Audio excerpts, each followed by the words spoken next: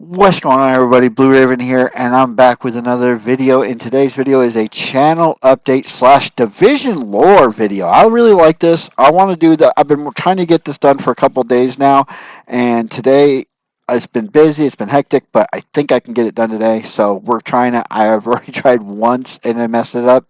So uh, let's see if we can do it the second time's a charm, right?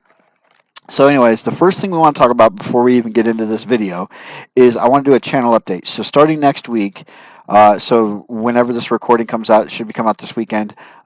Next week, I'm moving my live streaming to Twitch. I just feel like Twitch is a better platform for live streaming. YouTube is kind of dead when it comes to the live stream game. I think if you're not like already established as a streamer on YouTube, uh, you're not going to get as many. You're not going to get in the algorithm as good as you can still go and start on Twitch, and you can build your fan base back up. Like I can take my fan base from YouTube and go to Twitch, and there it should build back up uh, relatively quickly. And I think it's just going to be a better experience for both my live stream crew and my guys who just want to watch my videos. So for those of you who just want to watch the videos, YouTube is not, I'm not going anywhere. I'm not leaving YouTube. But for those of you who like to join me in chat and hang out with me while I do live streams, I got a lot of live streams coming up. I got a lot of cool games coming up, a lot of cool ideas for stuff, and I'm always taking input from you guys as well. So be on alert for that. Um, Next week I am going to be live streaming a old slash new game. So it's going to be a new game as far as it's new for me to play again. I've played it, I've beaten it many times, but I haven't played it in like 8 years. And so I'm going back and I'm going to do a full live stream where I'm just going to sit down and play the game all the way through and see if I can beat it in one sitting. I'm pretty confident I can. I'm pretty confident, but we'll see. We'll see. We'll see. Um, got some other content coming up. Definitely want to get to play Borderlands 4. I haven't got around to playing that yet. Um, some older games that I never beat, maybe coming back and playing. Just a lot of cool stuff's coming up. Tons of Division content. So the reason I'm linking my channel update with the Division lore is because there's a ton of Division content coming out this year. We have right now we're in the 10th anniversary season, and then we got the Black Tusk season starting in April. And then we also have a DLC coming out where we're going to Central Park coming up sometime soon. We have survival mode for Division 2 coming up soon. Um, there's a huge overhaul in just the appearance of the game is coming up very soon. Crossplay is coming. Division 3 is on its way. So there's a ton and ton of Division content coming, and I want to be there when it comes out for you guys. I want to put that out there. I want to get it out to you guys. So I'm putting a lot of time. So Ubisoft is definitely, money has never been an issue when it comes to video gaming. So for true gamers, money's never the issue to play a video game. It's your time. You're buying the player's time. Time is way more important than money. I can make more money. I can't take back the time that I wasted playing a game. A great example of that would be with Bungie and the Destiny franchise. I am done with the Destiny franchise. I don't care if they remaster Destiny 1, remake it. I don't care. I won't play it. They can come out with Destiny 3. I'm not going to play it. I'm done with that franchise. They lost my interest. They lost my time. They don't get my money. Ubisoft has gained my interest, gained my time, and gained my money. I have no problem spending money on a game, and no, because I can always make more money. The thing is with time, right? And I have no problem spending time playing Division. Like just playing the same old thing in Division is fun to me right now. It's fresh, it's new to me. I've been playing. I just got back in this game like 6 months ago, and I've already logged in a couple hundred hours. It's just so much fun, and they're constantly adding new stuff, which is nice. It's fresh, so that you guys got a ton of that coming. So that's kind of all I really want to talk about as far as my channel. Make sure you guys are subscribing to my YouTube channel. Road to 1,000 subscribers is still I'm still pushing that. You guys, I've been doing YouTube for a very long time, and I never thought I'd have 50 subscribers, let alone 700 subscribers that I have, between 6 and 700 that I have now. So 1,000 doesn't seem that far off to me anymore, and I can't do that without you guys. So make sure you're subscribing. I appreciate every person who subscribes, by the way. Um, and if you are subscribed to my channel, leave me a comment. Let me know when you found my channel and how you found my channel. I like to learn that kind of stuff. But on that note, let's get into this video and what we're going to talk about in this video. So in the Destiny universe, there's a guy who does all the lore. His name is Byth, and he's very good at what he does. In the Division universe, there's a guy named NGN. NGN is very good at what he does.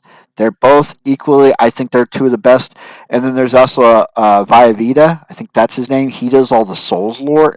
These three guys are like, I don't know if they're related to each other or they went to college or high school together, but these are three of the best lore guys on the planet. I'm telling you. So first, before I do anything else, this is not my video. This is NGN's video. I'm reacting to his 30-minute lore video. He has an over 4-hour lore video for Division and Division 2.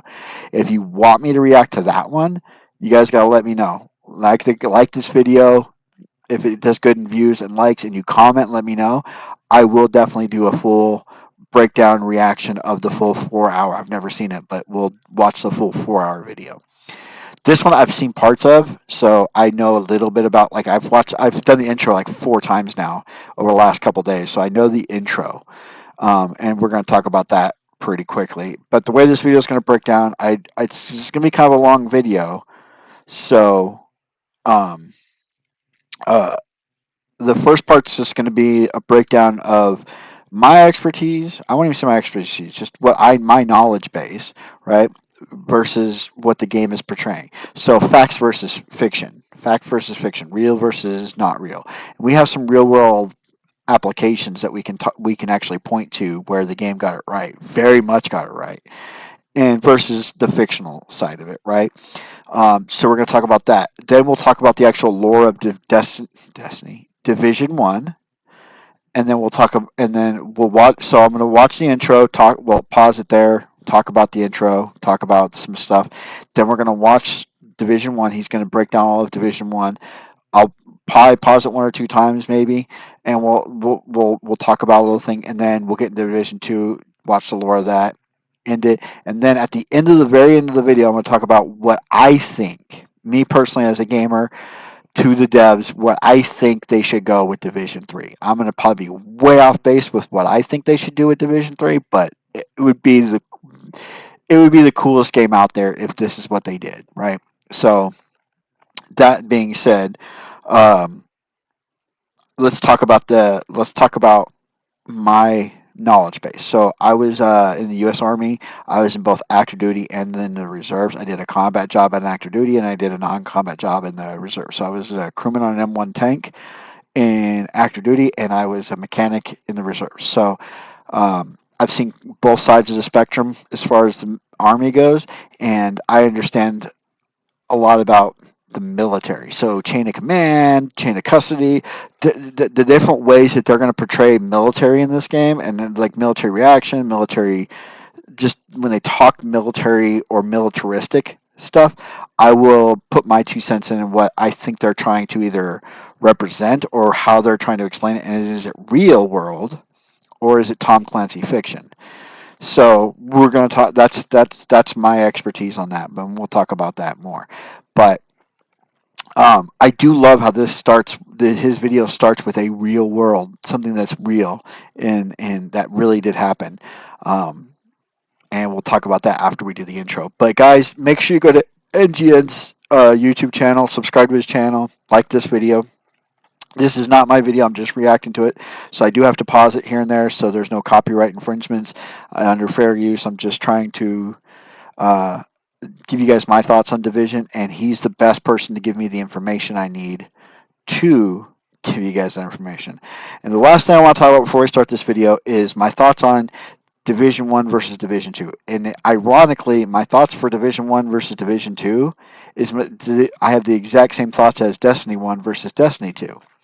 Destiny 1 is the far superior game than Destiny 2.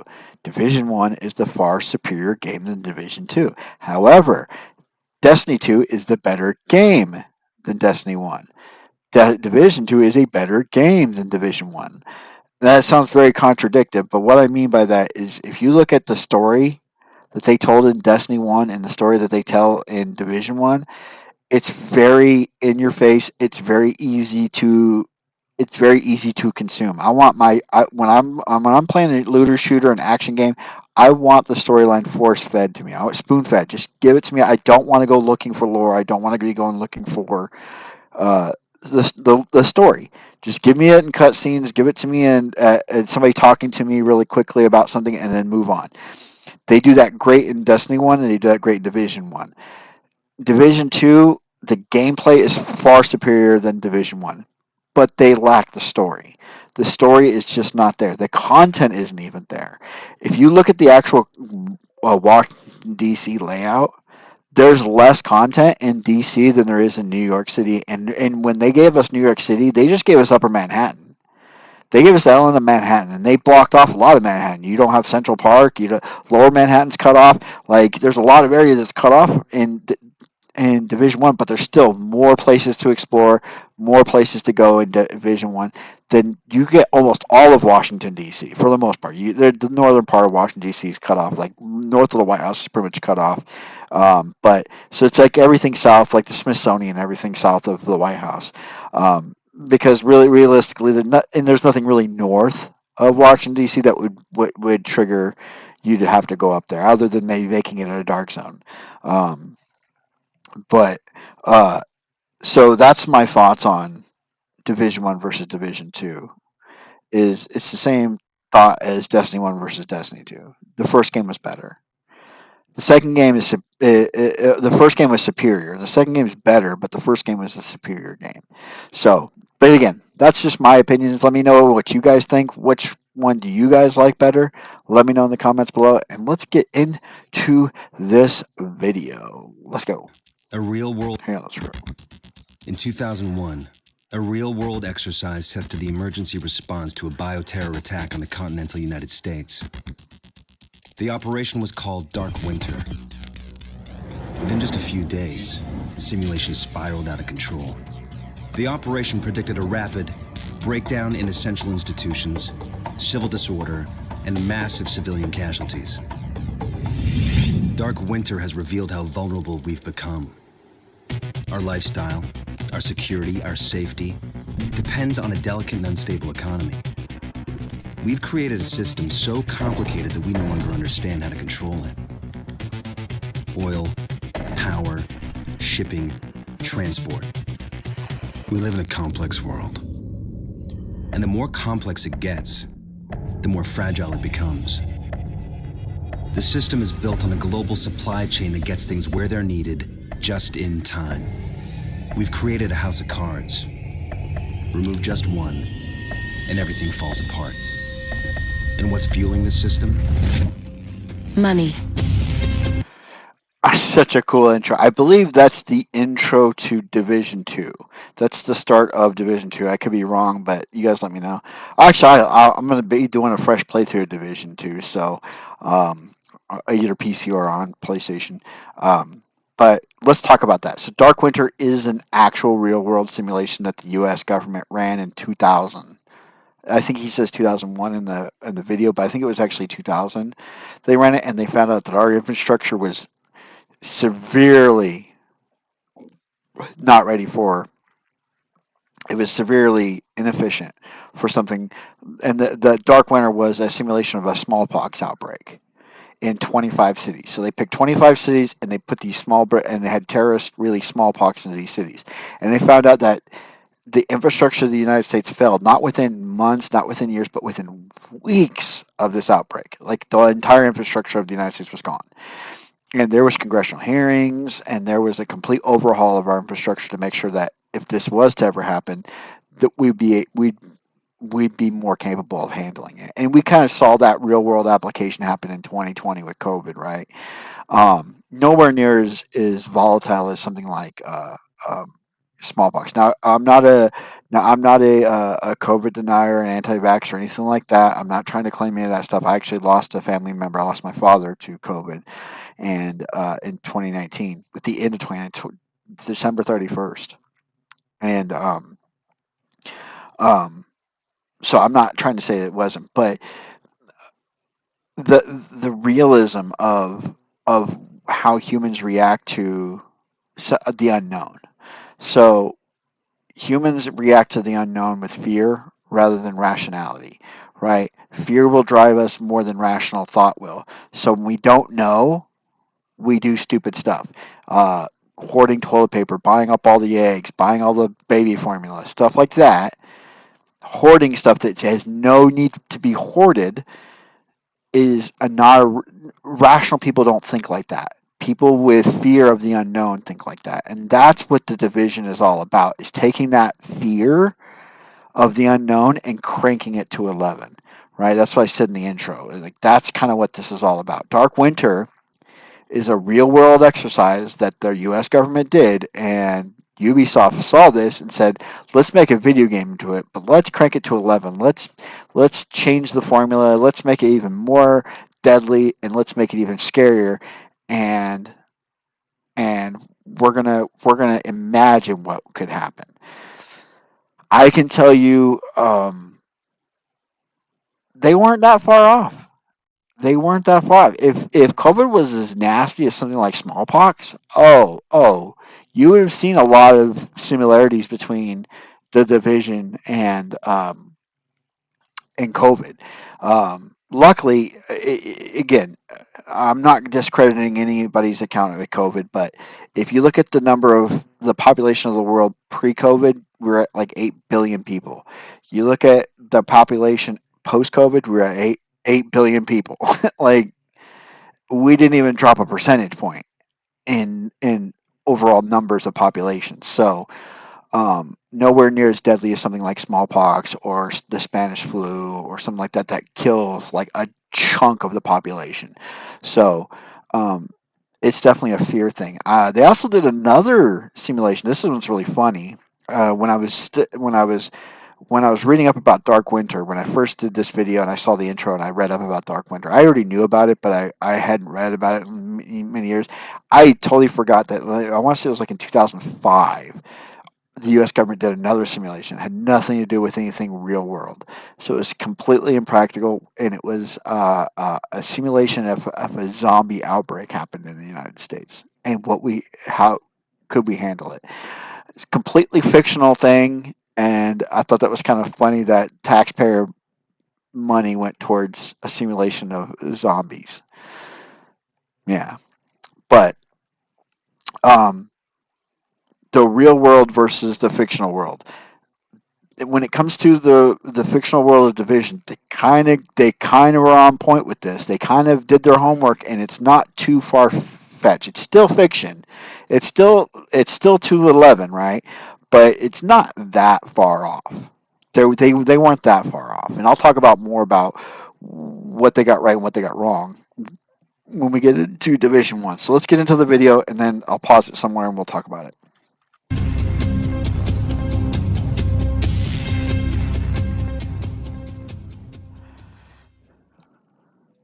The outbreak.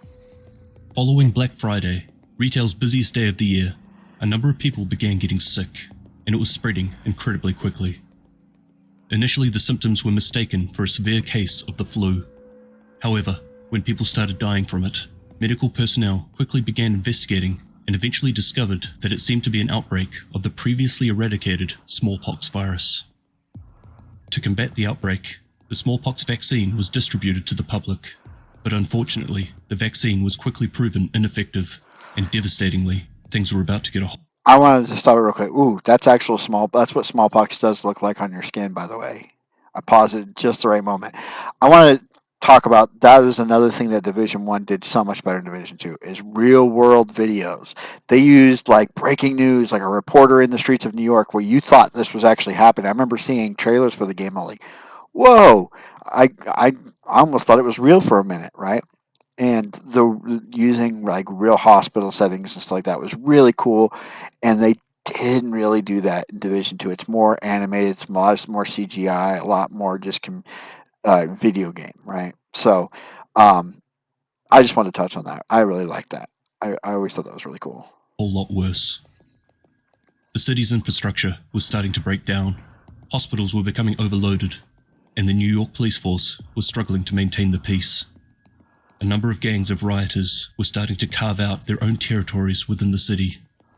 Eventually, the government assembled a new line of defense, hoping to help maintain order. This group was composed of the police, firefighters, civil volunteers, and the National Guard, and they were known as the Joint Task Force. JTF. Their job, to stop the spread of the virus and uphold order within the city. The plan was simple. All known infected individuals would be relocated to the center of the city, separate from the uninfected. And in order to stop these people from leaving and mixing with the public, a large wall would be built around the quarantine area. This way, the spread would be contained, and they would be in a better position to get the appropriate personnel and bring them in directly to where the help was needed. But eventually, the situation got worse, and more than what the JTF could handle. One of the private military contractors brought in to help keep the peace, known as the Last Man Battalion, cut ties with the JTF and started taking control of parts of the city for themselves. And on top of this, there were a number of other hostile factions starting to rise, like the Cleaners and the escaped convicts, known as the Rikers.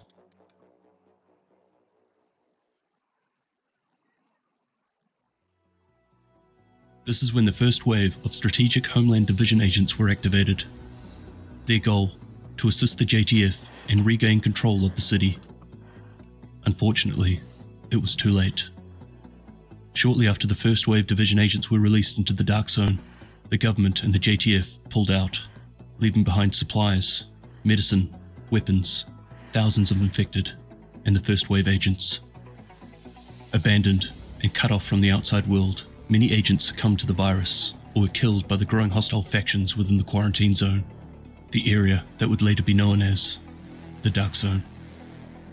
The first wave of division agents were labeled as MIA and presumed dead.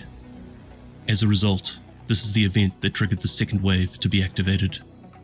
Their goal was to investigate what happened to the first wave and assist the JTF in restoring order to New York City. The commander in charge, along with the majority of the second wave agents, were being flown in by helicopter to assemble themselves just outside the hostile zone.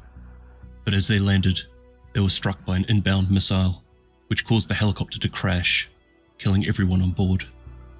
It was now down to just a handful of remaining SHD agents to carry out the mission.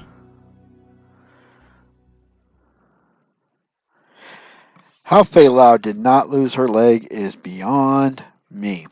So I want to talk about really quickly. He's about to talk about the factions, but I wanted to bring them up real quick and explain how real world versus fictional world, like would these factions actually exist. So the Last Man Battalion would be something that would be very, very real. We've seen this in the Iraq War and the Afghan War with Blackwater and whatnot, where you take former military like myself and you create militias essentially that are privately funded, and they don't take their orders from the government, so they don't have to follow the same rules as the military does. So there's some truth behind the Last Man Battalion, but and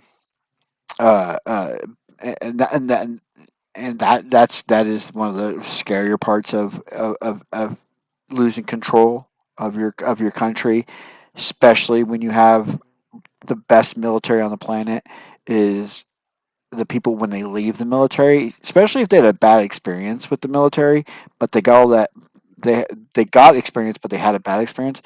They take that and they'll take that rage out on and join one of these uh, private organizations, right?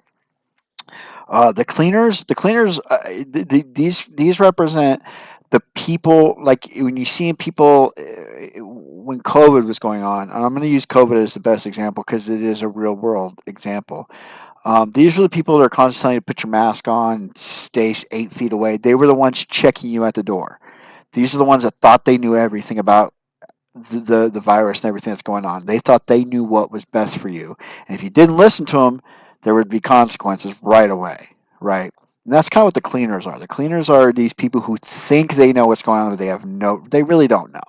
They're just as in the dark as everybody else, but they're the ones trying to maintain order, even if they're going extreme about it. They're the ones trying to keep the order. The rioters are just the sheep. That they're just the sheep. They're just the random people who they don't care. They're going to do whatever the hell they want to do, regardless of what's going on. That's what the rioters were. And that's very real. That happens very often when something like this happens. When you have something where you have to control a certain portion of the population, you're going to get people who just don't care and they're going to riot and loot and stuff like that. And that's what they are. And then you have the Rikers. And these are just criminals. There's nothing else to really be said about them. They're just criminals. Criminals are going to do criminal shit. Criminals do have a code. Most of the time, though, I will say that, like, you see like different factions in prisons, right? Different gangs in prisons and stuff like that, but they all have this like same kind of code that they all follow by. And if you're not in one of those gangs and you don't understand the code, you're definitely out. You'll be out in the you'll be like sticking out like a sore thumb because you don't understand that even criminals have a certain uh, uh, code that they follow, right? Whereas rioters have no code. Rioters just riot for riot's sake, right? So, yeah, that's all I want to say about that. And well, again, I'm trying to get through this as fast as I can, but this is going to be kind of a long video. So, hope you guys enjoy it. Let's get back into it, though.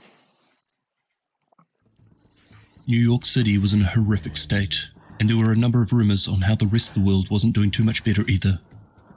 Hostile factions have sectioned off part of the city, fighting for territory. There were the Rikers, who had escaped from the prison on Rikers Island. They took advantage of the dwindling prison staff who were either sick or no longer turning up to work. Once on the mainland, their goal was to wreak as much havoc as possible on society, the society that had them locked away. Who unlocked the especially doors, authority though? figures I mean, you're in like a the prison. JTF. It's Other groups even weren't if people aren't necessarily showing born up, out of the hate. door's locked. The cleaners came about with the best of intentions. They were among the thousands of civilians left behind in the dark zone when the JTF pulled out. These were the workers that were helping the JTF and keeping the city infrastructure ticking along. Construction workers, sanitation, janitors, garbage men, truck drivers. They were also heavily involved with the construction of the quarantine zone wall. But when the JTF suddenly packed up and left, these civilians decided to take it upon themselves to do what was needed to contain the virus and restore order to the streets of New York. And the way This they was a decided very to do scary this scene in the was game. to I burn remember this. Like, everything oh that had my been in god. contact with the virus. Contaminated items, the bodies of those who had died, and anyone living that may have become infected. The LMB, or Last Man Battalion, are a private military contractor made up of US military veterans.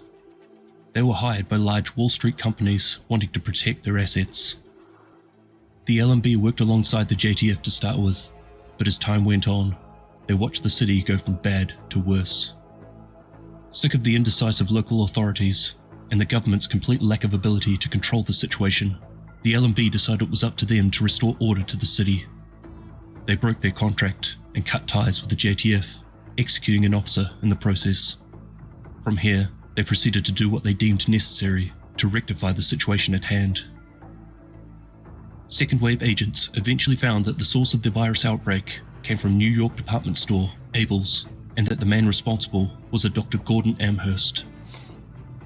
Their mission was now to locate Amherst and find out what he knows in order to develop a cure. However, the second wave was also about to make another revelation, as it was discovered that the first wave agents weren't all dead. In fact, a lot of them were very much alive, and now working against the government. They had gone rogue.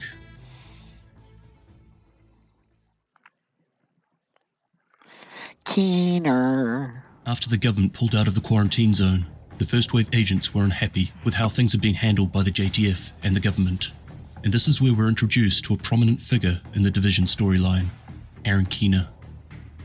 Aaron Keener was a first wave agent who, after the abandonment of the quarantine zone, became disillusioned with the government, its plan to save the city, and his role within the division.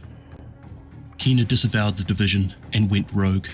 His first action after turning against the government was to recruit other first wave agents into his new focus of survival and power. Any agents that refused were killed, causing other agents to cut communications and go into hiding. After forming his group of rogue agents, Keener met up with the commanding officer of the Last Man Battalion. Charles They Bliss. agreed to collaborate through a deal that would benefit them both. Keener wanted to use the LMB to assist in operations to establish dominance over Manhattan, and the LMB wanted access to the Division SHD technology to gain advantage over the other hostile groups. Keener, with the LMB, launched many operations against the opposing groups, including the JTF. The most notable one being an attack on a helicopter that was carrying a division commander that was in charge of the second wave of division agents. During his time working with the LMB, Keener was also investigating the virus outbreak. He found that Dr. Gordon Amherst was responsible. Keener's investigation led him to Dr. Vitaly Tronenko in the Russian consulate, who was also researching the virus. He organized some of his rogue agents to kidnap Tronenko and his research. Keener then found Amherst's lab, as well as some virus samples, a 3D printer, and Amherst's notes. His plan is to use Tronenko and the samples to weaponize the virus, and use it to fulfill his belief that only those who are smart enough and good enough survive. The old rules, laws, and governments are gone. Now, only power and survival matter.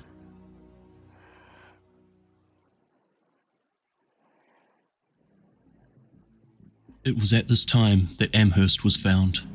Shortly after the outbreak, it was discovered that Amherst had fallen to his own creation. Notes and recordings detailed why he did it. His reason for creating and spreading the virus was that humanity was too powerful on a global scale, and that Mother Nature needed a help in advancing her creations. Mankind is the greatest threat to the survival of the planet through their own greed, but he had the cure. Amherst also had a Darwinist point of view. Only the strong deserve to live, and his creation is the tool to ensure that this happens.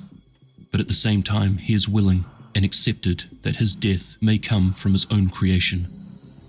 He was able to modify the basic smallpox virus by combining it with several other dangerous diseases like Ebola and H1N1. On top of this, he also modified the genetic traits that controlled the incubation period and made it so that it could spread even while it was incubating in the host. This made it particularly lethal because by the time that the host was showing symptoms, it had already spread to a significant number of others. Using a protein printer, Amherst was able to create the final form of his virus just in time for Black Friday. His plan was to spread his new virus via means that were most handled during this shopping holiday: money. Hence the name, the dollar flu.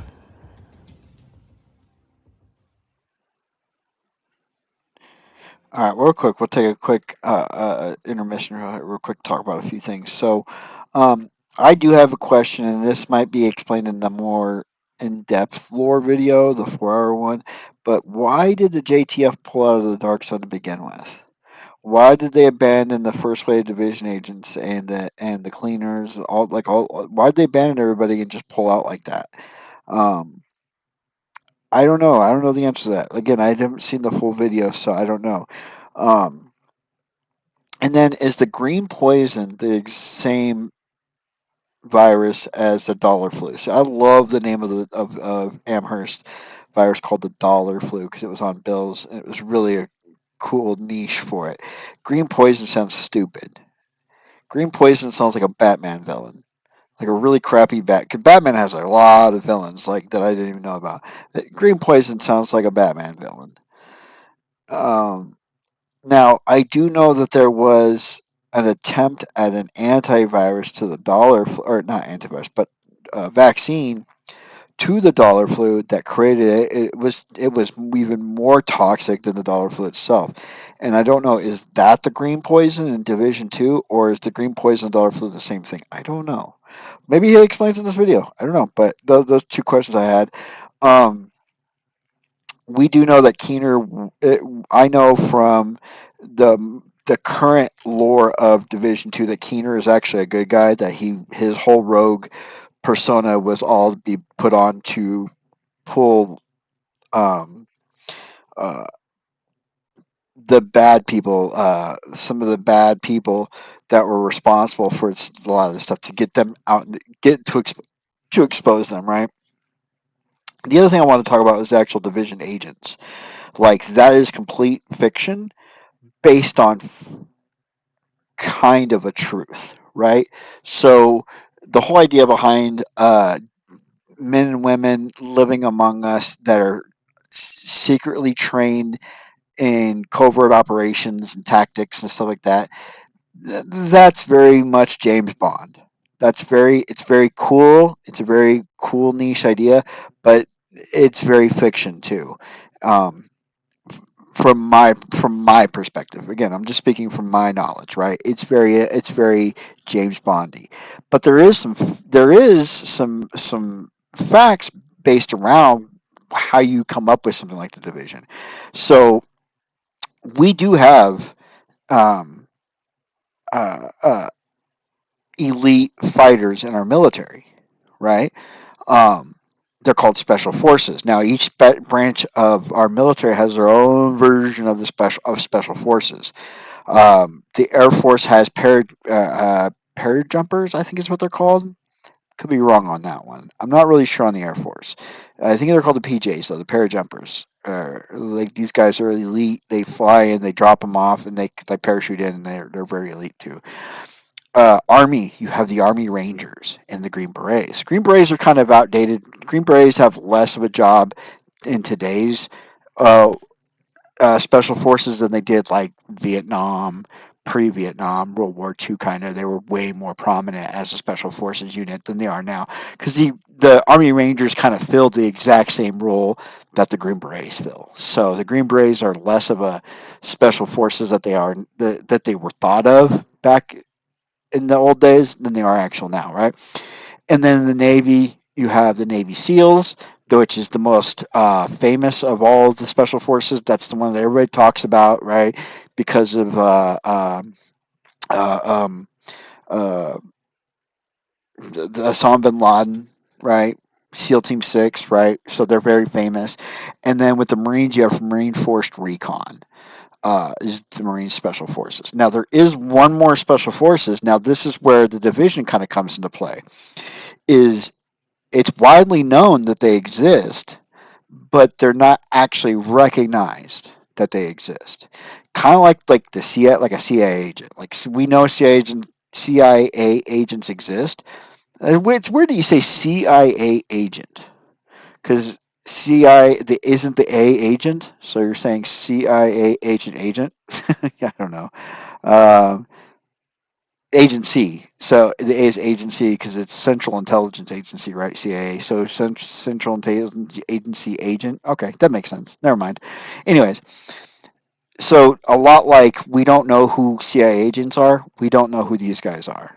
We know they exist, but we really don't know who they are. The government doesn't really recognize them, and that is Delta Force. The only recorded uh, uh, information we have on Delta Force is their participation in Somalia in '97 uh, in Mogadishu during the Black Hawk Down incident, where it was Delta Force helping Army Rangers to extract these guys, these high-end Somalian leaders, right? Outside of that, we really don't have much information on Delta Force. Uh, Again, basically, they're still technically not recognized as by our government as legitimate special forces, but we know they exist. So I think that's kind of the idea they're taking with the division is like it's something that could exist. It doesn't mean it does, and it does, and it's probably. And I can tell you, I can tell you that I don't think something like it it would have to be such a small amount of people. The game puts off that there's division agents all around the United States, and there's hundreds of them, if not thousands of division agents all around the United States, right? There's the first wave, and then there was the second wave, right? Um, uh, it's so hard to keep a secret. The more people you get in on the secret, the harder the secret is to keep. So the idea of sleeper agents living amongst us is kind of hard to believe if it's more than just a handful of people. Now, if it's just a handful of super elite guys and girls that are living amongst us that are sleeper agents for the U.S. Government, okay, I could believe that. But when you start getting into the hundreds, that's when it starts to get unbelievable because the secret can't be held long enough by enough people. Eventually, it's going to leak. Somebody's going to leak it, right? And with the Freedom of Information Act, all that information's we're not, our government is not, I'm using air quotes right now, but we're not allowed to have classified information from from our civilians anymore. It's all supposed to be open source to anybody who requests it. So if there was the division in our government, we would know about it right now, or somebody would know about it. So, but there is some truth behind it, and that's kind of what I was talking about with that. But man, 40 minutes. Let's get back into this. Man, we're not even halfway through. Jeez, all right, talking too much. Slowly, the second wave division agents and the JTF were able to push back the hostile factions and regain control of the city. The Rikers and cleaner leadership was taken care of, crippling their advances. The LMB were pushed back into their final stronghold, located in the United Nations building. During the lengthy battle, Keener betrays the LMB and escapes with Trinenko and his fellow rogue agents. The LMB is left to slowly be taken apart by the division agents. It was later discovered that Keener had spent some time on the West Side Pier. At this stage, all hostile groups had feuds against him, most of all the LMB. He broadcasted his location to bring all hostile factions to this area to hunt him down, which in turn brought the JTF and the division, whose distraction helped keep the hostile groups from finding him. He also taunted the division agents, stating that no one will ever find him, and despite the quarantines and lockdowns of the island, he'll soon be gone.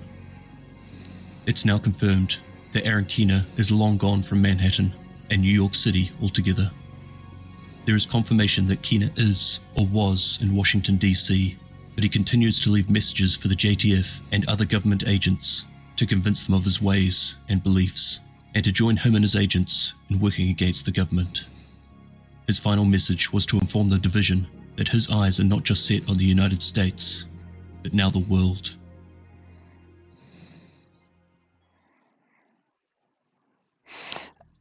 Cool. So that's Division One, guys, in a nutshell. So Keener is the main character that carries Division One to Division Two, right?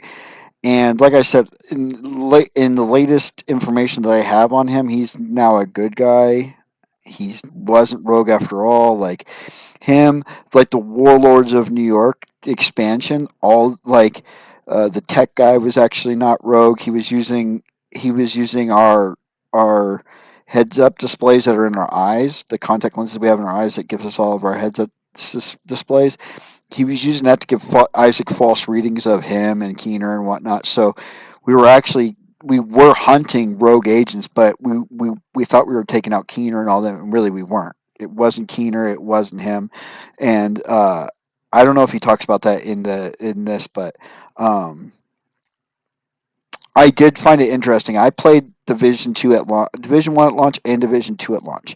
I didn't play Division Two very long, and so all the little DLCs that they added in, I didn't know the order in which they got released in. So when I replayed 6 months ago, I started replaying the storyline. I actually did the storyline. I did the vanilla storyline right, but then when I started doing the DLCs, I did them way out of order. So I got the story until I got into the Warlords of New York expansion. A lot of the storyline I got out of order, so I wasn't understanding what was happening. And it wasn't until not the Warlords of New York, but the Battle for Brooklyn. I think it was the Battle for Brooklyn is when it came more into focus for me, where I was like, oh, this is what happened, and this is what happened. Oh, timeline makes more sense, but I could still be wrong, so that's why I wanted to do this video too. So now we're going into Division 2. We're going into what they call the get away from the dollar flu, calling it the dollar flu, calling it the green poison. Um, there's less about Amherst and talks about him less in this game. And again, I think this game has less content as a base game than the base game of Division, but I could be wrong. Yeah, let me know what you guys think so far. Let's get back into it. 7 months have passed since the green poison outbreak and the events that unfolded in New York City. Division agents had continued on with their mission of saving what remains across the United States, when suddenly their lifeline was severed. The SHD network, the backbone of their advanced technology and communications, goes dead, quickly followed by the backup protocol of a distress call that summons all agents to the nation's capital, Washington, D.C. Agents from outside of D.C. make their way to the capital. Fighting through the city, they come across what remains of the city's Joint Task Force, who have set up their base of operations in the White House. SHD coordinators on site fill in the agents on what is happening throughout the city. 3 hostile factions are fighting for control. The Hyenas, a group that is composed of several gangs who have come together as one under the leadership of a council to take advantage of the chaos that is unfolding.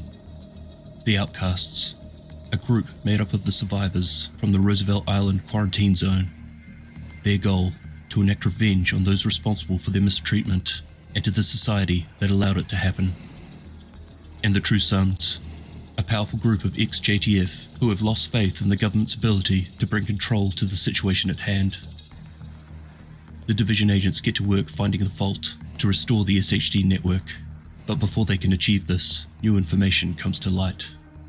Somewhere in the city, there may in fact be a cure to the virus that started it all, but also that the previously assumed dead President Ellis may have survived the crash of Air Force One. While clearing out the areas throughout the city, the agents find intel on Ellis's whereabouts, and that he's being held captive by the Hyenas. The division managed to clear the hostiles and extract him via helicopter.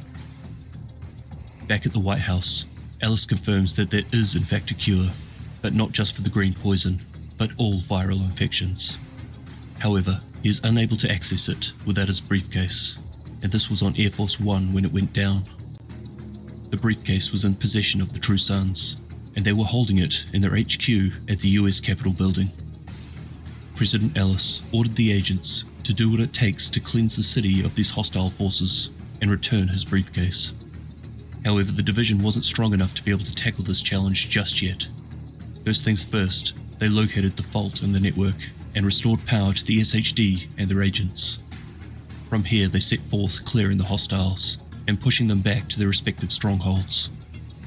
Upon removing the Hyenas from the District Union Arena, the Outcasts from Roosevelt Island, and then the True Sons from the US Capitol building, the division had now eliminated all hostile leadership, leaving the factions in a state of disarray. But also, they had Ellis's briefcase. Okay, so before Invasion Betrayal, let's talk about a few things. So the Hyenas are just a reskin of the Rikers and the Rioters. It's the same faction, but in Washington D.C. But they serve the same cause. The Outcasts would be the cleaners. They're doing the exact same thing. They have a lot of the same tech as the cleaners. They're not using the flamethrowers as much, but they do have a lot of the same tech. Um, and then the True Sons. The True Sons would be the LMB, but the LMB is also the Black Tusk, right? So the LMB in the new game is literally the Black Tusk. They just reskinned him. Um, but the True Sons also fill that role before the Black Tusk get here, because I didn't know that the Black Tusk weren't in the original vanilla game. They actually show up after. So the end of the vanilla game of Division 2 ends when you rescue the president, and you get his briefcase, you rescue the president, and he gives out a speech that goes across all the radio waves and everything like that. That the country's being taken back and where everything right, and then is when that's when I stopped playing. Was after the vanilla storyline ended. I don't even know if I actually beat the full vanilla storyline in my first playthrough when it first launched, but I know that's the end of the vanilla storyline, and then you get the Black Tusk show up, and I didn't know anything about this, and so I just thought they were always part of the game, and I didn't realize that they're actually not. But um, that's what I'm talking about. Like as far as like the timeline goes, is like my idea of how the timeline was going versus what was actually the timeline is kind of weird. Whereas Division 1, the timeline's very, you can't mess it up. Division 2, you can very easily mess up the timeline and misinterpret what happens in what time and where we're actually at in the timeline. So, um, just an interesting thought. But yeah, we're 50 minutes in. Geez, you guys said you guys want longer videos, recorded videos. This one's gonna be like an hour and a half long. So I hope you guys enjoy it. While the agents and the JTF celebrated their progress towards regaining control of the capital, A force that had been lurking in the shadows suddenly made themselves known. The technologically advanced private military company called the Black Tusk launched a full invasion of the city. Landmarks and strategic points throughout the city were quickly brought under Black Tusk control, and it was during this time that President Ellis suddenly disappeared. It was revealed that the Black Tusk had been watching the progress of the dollar flu outbreak for some time, including the actions of the SHD.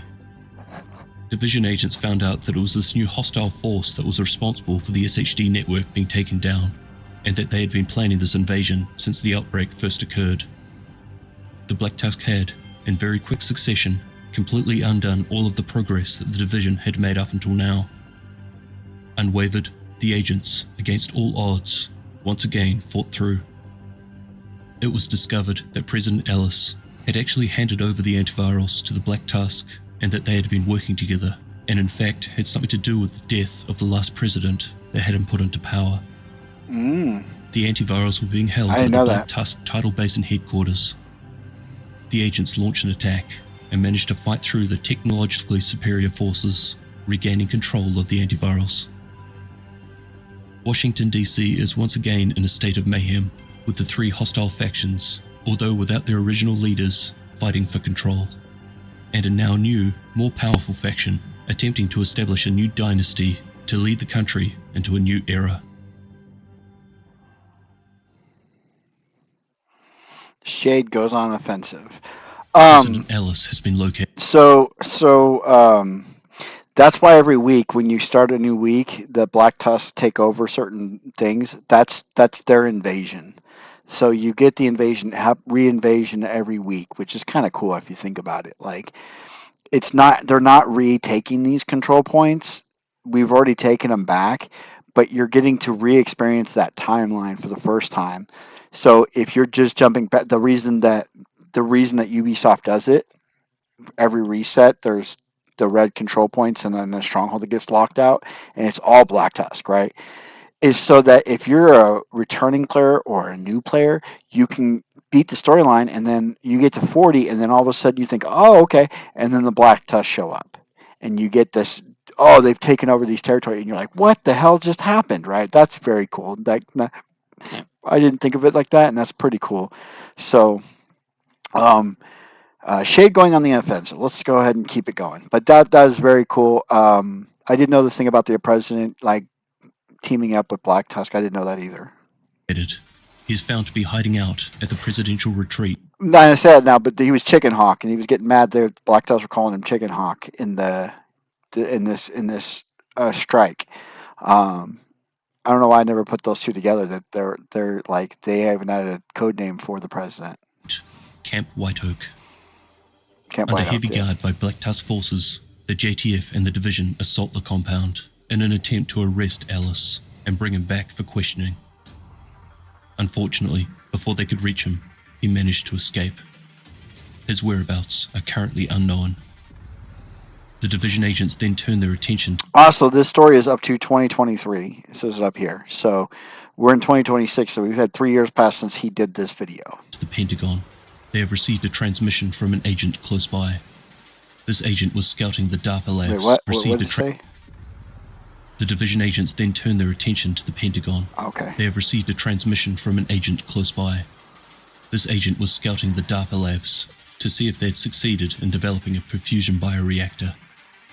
With this device, they will be able to produce large quantities of the broad-spectrum antivirals and start to distribute them across the population. However, they weren't the only ones looking for it. A large Black Tusk operation was underway. They were attempting to dig down through the Pentagon and extract the bioreactor. But the division agents managed to put a stop to this, in turn killing dozens of Black Tusk officers. The Okay. perfusion bioreactor is now being kept at the White House, along with the broad-spectrum antivirals.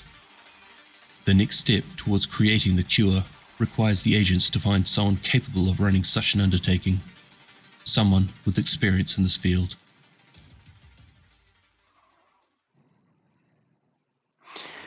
So The division the Pentagon timeline happens before Coney Island.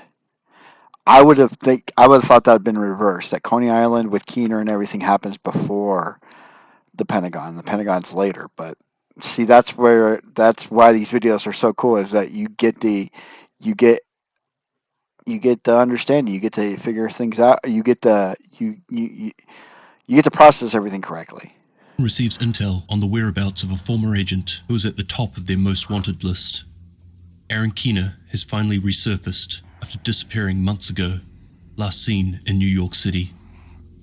Keener has made a deal with the Black Tusk unit that is stationed on Coney Island. He's planning on trading Vitaly Tronenko in exchange for a favor that he'll call upon at a later date. Chameleon. Tronenko is a virologist that had ties to the creator of the dollar flu, Gordon Amherst. The division saw this as a great opportunity. Keener is the man behind countless deaths of JTF and SHD agents, and the leader of the initial rogue agent uprising. And Tronenko would be the perfect candidate to run the bioreactor. The situation was too good to let slip by. Aware they could be running into a trap, the division launched an operation to rescue Tronenko and capture Keener. Despite heavy Black Tusk presence, they managed to extract the Russian scientist. To their surprise, an old foe had joined the fight, the Cleaners. The Black Tusk suffered heavy losses at the hands of both the Cleaners and the division agents. They were forced to retreat. Right, and so real quick before we go back to New York, I didn't realize when I did Coney Island that Tronenko was a character from the first game. That was another thing I didn't realize until a couple months ago. Somebody pointed it out in a video or during a live stream. They were like, "Did you know?" Because I was doing Tronenko's story, and they were like, "Do you know he's from the first game?" I said, "What are you talking about?" And they're like, "Yeah, he's the guy that's at the embassy. You try to rescue, and then they end up getting away with it." I was like, "Oh, no way!" So, yeah. A distress call was received from the division command in Lower Manhattan. City Hall has been attacked. Agents from Washington, D.C. make their way to New York. Through video surveillance, it is found that a group of rogues, led by Aaron Keener, were the ones responsible. The attack left the building completely destroyed and contaminated by a new unknown virus that Keener had acquired from Vitaly Tronenko before they parted ways. The hunt for Aaron Keener was on. The division agents set up a base in a local settlement called Haven, where the local commanding agent, Fei Lau, got to work compiling clues on Keener's whereabouts. With all that had happened over the last few months in New York, with the countless, once loyal agents going rogue, faith in the division was at an all-time low. Agents would have to regain the trust of the remaining population if they were to succeed. One by one, the agents located and eliminated Keener's rogue lieutenants. Through each encounter, they found Theo, new like clues and Theo's intel not on real Keener's whereabouts, rogue. including his plans to reset society. Conley was a real Keener rogue. had set himself up on Liberty Island. His plan was to launch a ballistic missile that was filled with his new weaponized virus on Manhattan. The agents board a ferry and make their way to Liberty Island, but before they make it there, they are attacked by the Black Tusk, who have also learned of Keener's location and are trying to get to him before the division does. They sent ground forces to stop Keener, including a Marauder-class quadcopter, warhounds, and a Razorback missile launcher. But the division agents managed to push through and overwhelm their forces. It was now just the agents and Keener. Even with his new, more advanced SHD tech, Keener was no match for the division agents. They managed to destroy the missile launcher containing the virus and heavily wound Keener. He escaped to the pier, but his injuries proved too much. The division agents caught up to him, and before they could stop him, he activated something on his watch, something he called his legacy. With his dying breaths, he laughed at the agents, telling them that they have no idea what's coming, before dying shortly after. It was at this time, broadcasted through Keener's watch, that the division discovered that the acting commander of the division in New York, Fei Lau, had gone rogue and was working with the Black Tusk.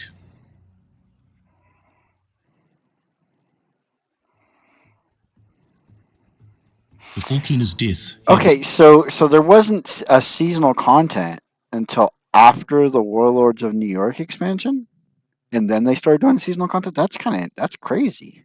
organized an attack on Washington, D.C. Rogue Agent Jupiter was given the task of carrying this out.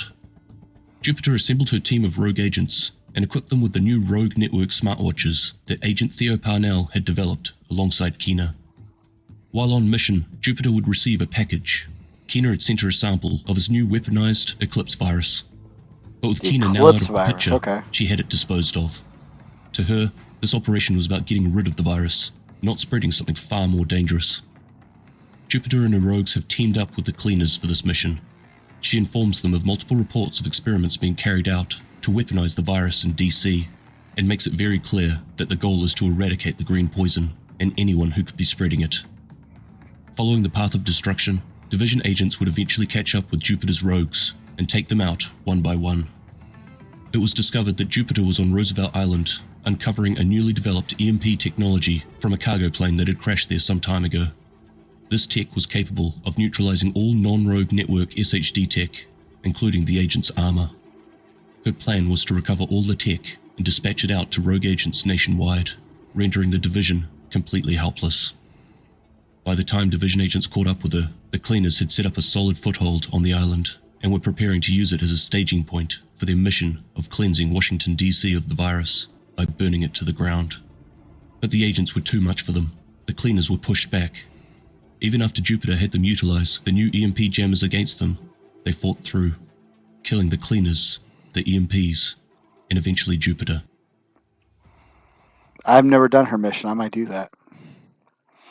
Keener's Legacy. Rogue Agent Hornet had history with Keener.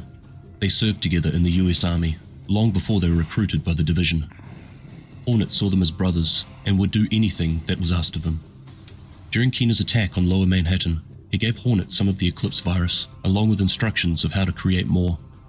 On top of this, he tasked Hornet with going to Washington, D.C., along with 4 other rogue agents, to recruit members to his cause. The outcasts were the most likely solution, as they were currently without a leader and in need of a purpose. But Hornet's rogue agents weren't exactly the most subtle in their movements. Division agents had no problem tracking them down and eliminating them, eventually exposing his location at Tidal Basin. Hornet did his best to organize his new outcast recruits and get his supplies of Eclipse virus moved out of the city.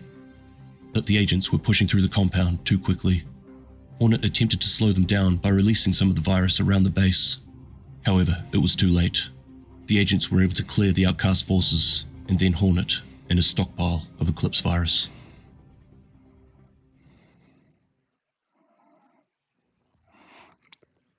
Cancelled Black agenda. Tusk Specialist Leader Barden Schaefer has been tasked with working alongside the recently turned rogue, Fei Lau. She has provided him with 4 rogue agents, but he is having his doubts, and shares his concerns with Black Tusk leader Natalia Sokolova. But Natalia shakes it off, saying that this is an opportunity for Fei and her rogues to prove their worth, as well as keeping her business partners happy. She orders Schaefer to handle the responsibility, as it was him who brought Fei to the Black Tusk in the first place. During the operation, Schaefer continued to receive unreasonable requests from these rogue agents, until he eventually decided it was time to contact Fei Lau. They would end up organizing a meeting on Coney Island to discuss the operation and growing expenses. In the meantime, Schaefer's rogues are being hunted down by the Division, with the assistance of someone or something that refuses to stop and talk, and instead opts to disappear after each encounter. From the outside, the Schaefer and Fei meeting appeared as a setup to kill Fei, but regardless of what it was intended to be used for, the SHD agents would soon crash the party before anything was able to go down. They would invade Coney Island, rapidly working their way through the Rikers stationed there, and meet face to face with the entity that was responsible for helping with hunting down the rogue agents. This asset, or operative, would be taken down by the agents, but he seemed to be known by Schaefer and Natalia. In fact, he seemed to be working with them. The agents would turn their attention to Schaefer. After engaging with some of the most elite BTSU in their ranks, agents were able to catch up with them, and after a short firefight, Schaefer would become severely wounded. Eleni Kelso would send in a team to retrieve and apprehend him.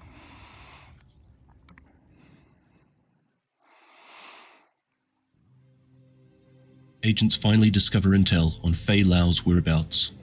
Given her prominence within the agency, her actions in turning her back on the Division make her more than just another rogue agent target. For the agents, this is personal. After taking down her team of rogues, they would find out that she is at Camp White Oak with President Ellis. Real quick, I just want to pause this for a second and talk about I think these are all climax missions that he's talking about. So the storylines are the climax missions of each season. Um, I do plan on doing those. So if you guys want to see those, make sure you stay tuned to the channel for that stuff. I don't really have much to say right now on this. We're kind of banging through a lot of content really quickly. Um, uh, uh, I'm just trying to think of like Schaefer. I know I did the Hunter. That was like it was like a horror movie. I got his mask. Um, that was working with Schaefer, and I killed Schaefer too. So, um, but there's a couple other ones I wanted to do. Jupiter, I never did that storyline, so I'd love to do that. Get all that information. That'd be cool. But yeah, let's get back into it. But by the time the agents get there, Faye has assassinated Alice and is attempting to escape the compound via helicopter. Blaming the division for Alice's death, she is surrounded by a large contingent of Black Tusk forces. Before she is able to leave, the agents catch up with her and disable her transport. Faye is now forced to engage in a fight against the agents she once worked so closely with. Faye would eventually be killed by the agents, but after her death, they would discover that not everything was what it seemed. Audio logs left by Faye would explain that everything she has been doing is for the greater good of the division and the country. Her plan was Right. to gain trust within the Black Tusk and work her way up through their ranks, to put herself into a position where she could take them apart from the inside. And her first target was President Ellis. She needed everything to look authentic. It needed to appear as if she was just another agent defecting from the division. So for this reason, she couldn't let anyone know what she was doing. On top of this, she was working closely with Barton Schaefer, who had lost faith in the direction the Black Tusk was headed. As Natalia's #1 man in the BTSU, he holds a large amount of intel on what Natalia and her partners are planning. But for now, he is still in a coma from his engagement with the division at the end of Season 3. Oh, so he didn't die. Is he the one that somebody hold on. Is he the one? Is Schaefer the one that? Um, what's her name? The main Kelso. That Kelso tries to assassinate. Because Kelso's gone rogue now. Like she's a rogue agent now. In the current story, like she's rogue. I think. Let me know if I'm wrong on that. When the JTF was assembled in Washington, D.C., Captain Lewis would be placed under the command of Colonel Antoine Ridgway. When Ridgway stopped taking orders from above and started taking matters into his own hands, Lewis was one of the soldiers who would stay loyal to his cause, rebranding themselves as the True Sons. After Ridgway's death at the hands of the division, General Anderson would take the reins. Anderson would eventually have Lewis carry out an operation in D.C. They were hunting for something, and they've now found it.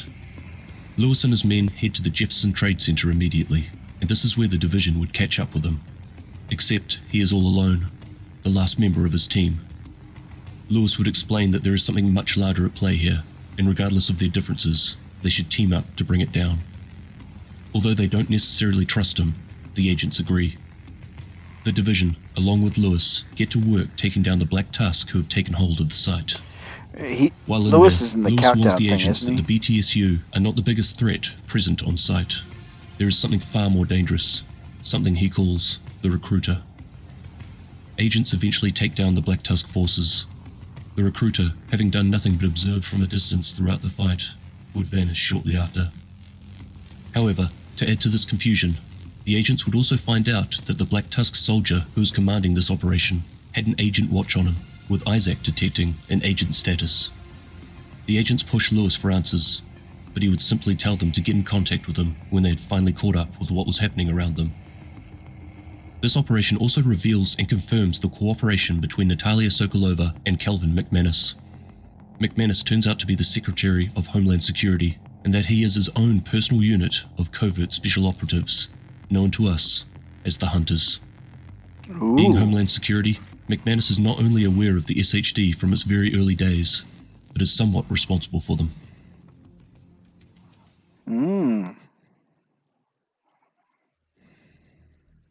Following the mission at Jefferson Trade Center, General Anderson has come to the realization that the True Sons are no match for the division or the Black Tusk, so has reached out to Natalia Sokolova in an attempt to team up. Natalia sends out a team of Black Tusk operatives to assess and work out the viability of this new potential alliance. However, in the background, Manny and Lewis have been communicating. Prior to more recent events, Manny and Lewis worked alongside each other in the JTF, all the way up until the day that Colonel Antoine Ridgway turned his back on the government after losing faith in their ability to do what was needed to make it through this pandemic.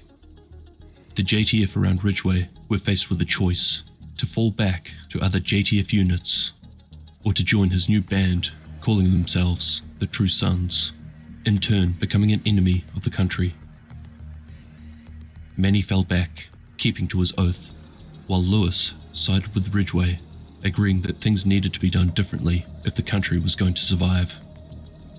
However, now, after Ridgway's death, although Lewis still feels that what he did was justified, under Anderson, things have now changed, and he wants to help put a stop to Anderson and Natalia's plans. He's managed to find at least 100 True Sons so far who are willing to follow him and team up with the division Hence to take mutiny. Anderson down. But Okay. unfortunately for him, Anderson and Natalia are onto him and have been watching for a while, waiting and preparing to see how this plays out. After the division had finished dealing with Natalia's Black Tusk operatives, who were sent to assess the True Sons, agents would discover General Anderson's location at the Pentco Fairview power plant, where he had a meeting planned with Natalia Sokolova. But he isn't the only one there. Other than the hordes of Black Tusk, Natalia and Anderson have now acted on their suspicions around Captain Lewis. So Lewis and his men have now been captured. This mission is now more than just about apprehending General Anderson. This is a rescue mission.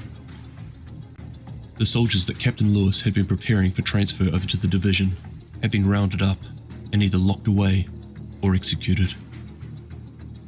Running through various challenges, including EMP jammers that were set up in the laboratory and rising steam pressure in the cooling tower, agents would make their way to the reactor.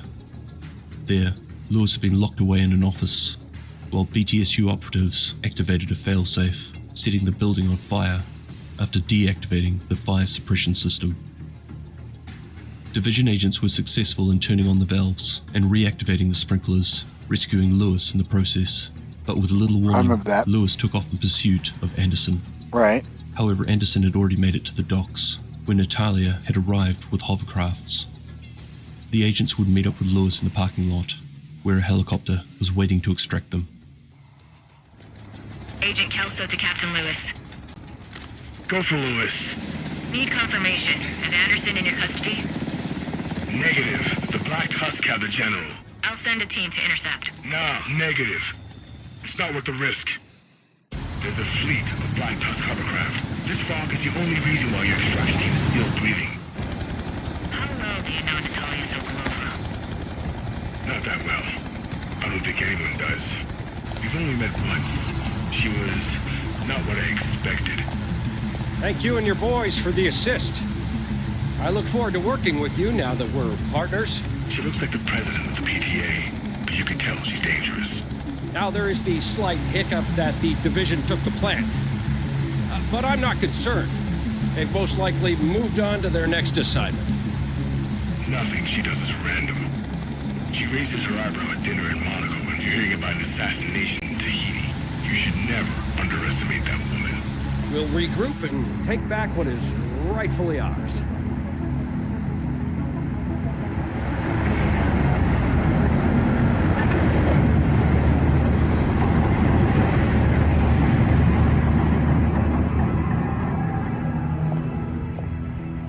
And? My true sons are at your disposal and ready to follow your orders. Excellent. Let's get to work. And he's dead. He just died in the last climax mission. Okay. So this is a somewhat summarized picture of the Division story as of the end of Year 4 in the Division 2.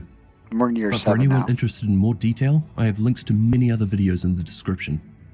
I'm actually still working on a full, detailed video around the story, but this is sitting at around 4 to 5 hours long, and I'm far from finished. So with other projects going on, I have no idea how long this will take me to complete. Although the Division have managed to stop a number of the Black Tusk operations, and have captured or killed a lot of their leadership, up until this point, it has barely slowed their movements. And then there is the organization behind the BTSU, being led by Natalia Sokolova. While the Black Tusk have all the troops on the ground, it is this organization who is calling the shots. The Division themselves are in a bad place at the moment. Most of their agents have either been killed or have turned rogue. Those who still remain loyal to the SHD may too be flagged as rogue after the assassination of the president, who up until this point was one of the last remaining officials of the old government. And then there is Calvin McManus, his hunters, and Barden Schaefer, who may have all the information the Division needs to push forward, but as of now, he's still in a coma. Year 5 is looking pretty good, with another 2 games coming out that could be feeding into the overarching story from a couple of different angles. Before I go, a big thank you to all of my channel and Patreon members. Anyone familiar with the channel will know that I don't do a particularly good job of pandering to YouTube and its rules, as they often hinder the creative direction I like to take. So I often find my videos being demonetized, age-blocked, and heavily restricted. Your above and beyond support definitely keeps the channel Yeah, alive. guys, definitely go follow From my family NGN. and I thank you very much. Great video. Otherwise, I hope All right, guys. So on that note, I want to talk about. So there's more to go in the Division, and as far as the storyline, like we're in year 7 now, and that this just goes up to year 4. So that's why I said that there's a 4-hour video that covers more of that. But I want to talk about the future of Division, like Division 3. What I would love to see, and I don't think this is going to happen, but I'd love to see a Division 3 would be the entire United States is open to our agents, and each season takes us to a different location. So you see the whole United States, and there'll be some common areas all around the United States you can quick travel to, like maybe like L.A. and Seattle and Chicago, certain places like that, which are always available to do missions in. But then certain seasons you may have to go to Dallas or Oklahoma City or Denver, right? Do these different missions and do stories, and then once that season ends, that area gets locked back out to you. So they're not taking away content as much as they're just giving you something, and then you don't have to go do it anymore.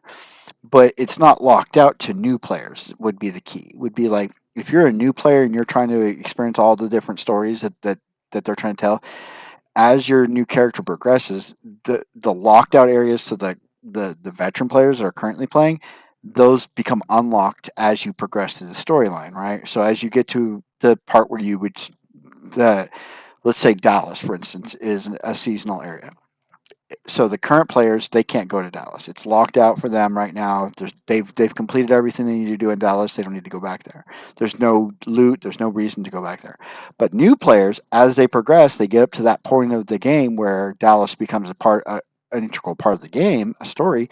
It unlocks for them for a specific amount of time, right? Whether it's they need to just complete all the story missions inside there and then it locks them out, or they're under a certain time constraint where they need to go in, get everything done, and I don't know how they would do it, but that's kind of what I would see a Division 3, right? That's what I would like to see as Division 3. Now that's a huge undertaking. That's a lot to ask, because then Division 4 is just the rest of the world, right? Now you're traveling to Europe and Africa and Asia and whatever, Australia and whatnot. So it's a very, very ambitious thought to have, but I mean, Grand Theft Auto 6 is supposed to be like this insane game that's going to be so big that it's going to revolutionize gaming. So you never know. And you don't think Ubisoft's already had their chance to look at Grand Theft Auto 6? They already know what that's all about, and so they know what they're capable of doing? Come on. So, I don't know. But yeah, guys, make sure you go to NGN's channel and subscribe to his channel, support his channel. I am not looking to copyright his stuff or anything like that. I'm just reacting to what he put out there. And I hope you guys enjoyed my video. I hope I I explained what I thought about what was going on. And I hope you guys enjoyed the video. I think I already said that, but I'll say it again. Hope you guys enjoyed it. Make sure to subscribe. Road to 1,000 subscribers, so subscribe. I will see you guys on the next video. See ya. Take care. Bye.